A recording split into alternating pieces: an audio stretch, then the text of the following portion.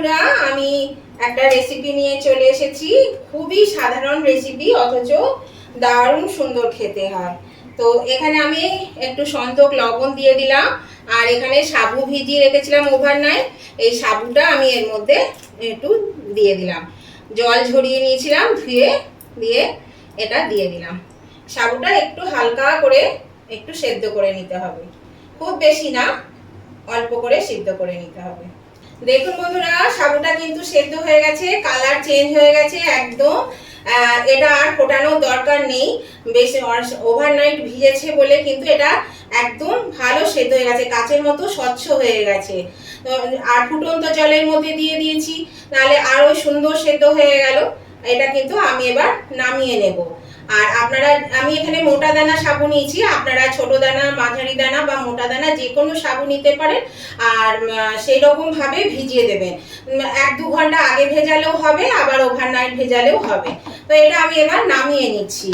গ্যাসটা আমি অফ করে দিলাম। এখানে আমি দেখো সাবুদানাটা এই ছাঁকনির সাহায্যে আমি এটা ছেঁকে নিচ্ছি ভালো করে।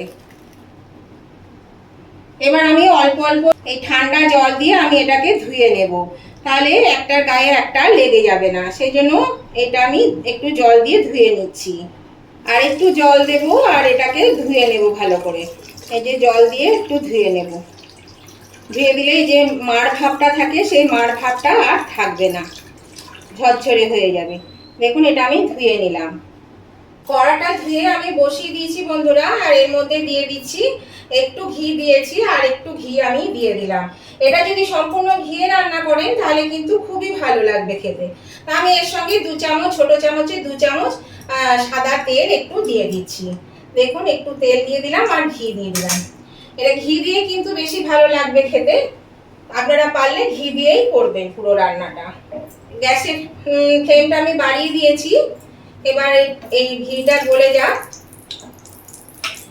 ঘিটা গলে গেছে, এর মধ্যে দিয়ে দিচ্ছি কতগুলো কাজু, আর কতগুলো পেস্তা, আর কতগুলো আমন্ড।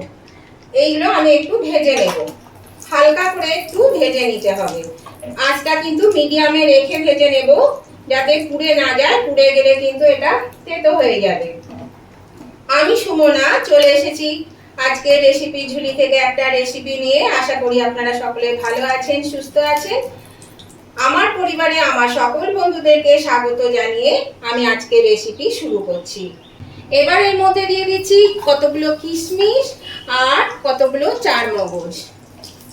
আপনারা আপনাদের সাবুর পরিমাণ বুঝে এই ড্রাই ফ্রুটসগুলো দিয়ে দেবেন। এবার আমি এটাকে হালকা করে আবার একটু ভেজে নেব, নাড়াচাড়া করে নিয়ে আমি এটা তুলে নেব। সাবুর এই রেসিপিটা অসাধারণ খেতে হয় বন্ধুরা। যে কোনো উপোসের দিনে আপনারা এটা করে খেতে পারবেন, বা যে কোনো দিন আপনারা করে খেতে পারবেন, খুব ভালো লাগে খেতে। বাচ্চাদের টিফিন বক্সেও দিতে পারবেন। বাচ্চাদের টিফিন বক্সে দিলেও বাচ্চারা টিফিন বক্স খালি করে নিয়ে চলে আসবে, একদম খুবই সুস্বাদু হয়। দেখুন এটা কিন্তু ভাজা হয়ে গেছে, আমি এবার এটা তুলে নেব। একটা ডিশের মধ্যে আমি তুলে নিচ্ছি। এগুলো আমি ফ্রুটসগুলো তুলে নিয়েছি, ড্রাই ফ্রুটসগুলো। এবার আমি এর মধ্যে দিয়ে দিচ্ছি তেজপাতা আর 3টে এলাচ। এটা দিয়ে আমি একটু নেড়ে নেব। এলাচের গন্ধটা বেশ সুন্দর বেরোবে ভাজা হলে।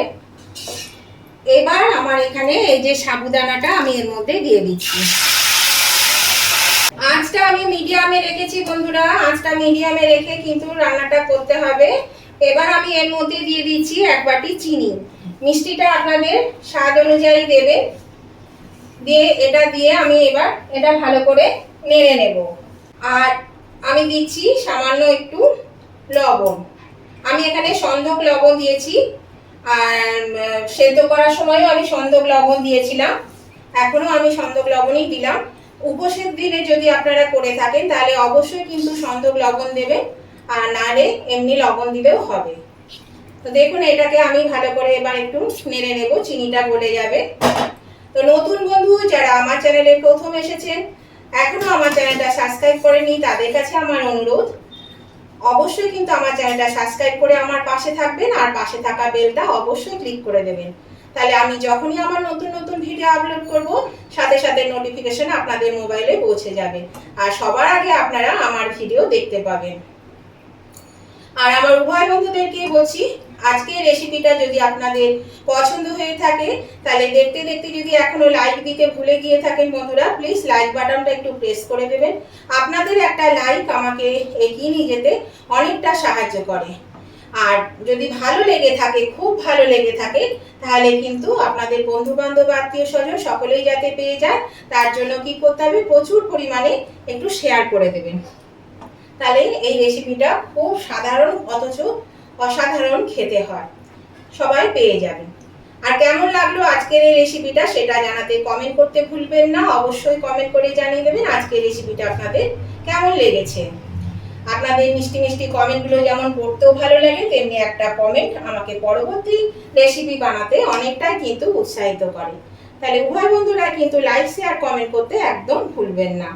এই দেখুন বন্ধুরা, এটা কিন্তু মানে ফুটতে শুরু করেছে আর আঁচটা আমার মিডিয়ামে আছে।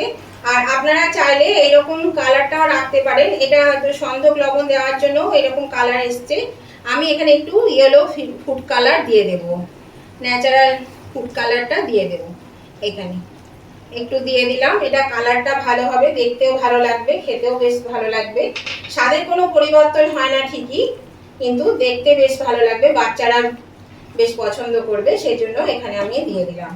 এবার আমি এই যে ভেজে রাখা এই ড্রাই ফ্রুটসগুলো আমি এর মধ্যে দিয়ে দিচ্ছি। আপনারা আপনাদের পছন্দ মতন ড্রাই ফ্রুটস দেবেন, বাড়িতে যা থাকবে সেই বুঝে আপনারা ড্রাই ফ্রুটসগুলো দেবেন। এটাকে আমি আরেকটু ফুটিয়ে নেব হালকা করে, এটা আরেকটু হবে, এই যে একটু রসাটা টেনে যাবে। আর মিষ্টিটা আপনাদের স্বাদ অনুযায়ী দেবেন। আমার বাড়িতে একটু মিষ্টিটা বেশি পছন্দ করে, সেই জন্য আমি একটু বেশি করে মিষ্টিটা দিয়েছি। আপনারা আপনাদের পছন্দ মতন মিষ্টি দেবেন। এই দেখুন বন্ধুরা, এটা কিন্তু হয়ে গেছে। এবার আমি গ্যাসটা অফ করে দিচ্ছি আর আমি এই পরিবেশনের জন্য একটা সার্ভিং ডিশে তুলে নিচ্ছি। এটা কিন্তু দেখুন কতটা সুন্দর হয়েছে, কালারটাও কত সুন্দর হয়েছে। এটা আমি তুলে নিচ্ছি। তো আজকের এই রেসিপিটা আপনাদের যদি ভালো লেগে থাকে তাহলে উভয় বন্ধুরা কিন্তু লাইক শেয়ার কমেন্ট করতে ভুলবেন না বন্ধুরা, অবশ্যই লাইক শেয়ার কমেন্ট করে দেবে। আর নতুন বন্ধুরা কিন্তু সাবস্ক্রাইব করে আমার পাশে থাকবে আর পাশে থাকা বেলটা অবশ্যই ক্লিক করে দেবেন, তাহলে আমি যখনই আমার নতুন নতুন ভিডিও আপলোড করব সাথে সাথে নোটিফিকেশন আপনাদের মোবাইলে পৌঁছে যাবে আর সবার আগে আপনারা আমার ভিডিও দেখতে পাবেন। তাহলে আজকের মতন ভিডিওটা আমি এখানেই শেষ করলাম। কত সহজেই কত তাড়াতাড়ি দেখুন এটা হয়ে গেল। আবার আমি নতুন ধরনের নতুন কোনো ভিডিও নিয়ে চলে আসব। ততদিন আপনারা ভালো থাকবেন, সুস্থ থাকবেন। Tata, bye bye.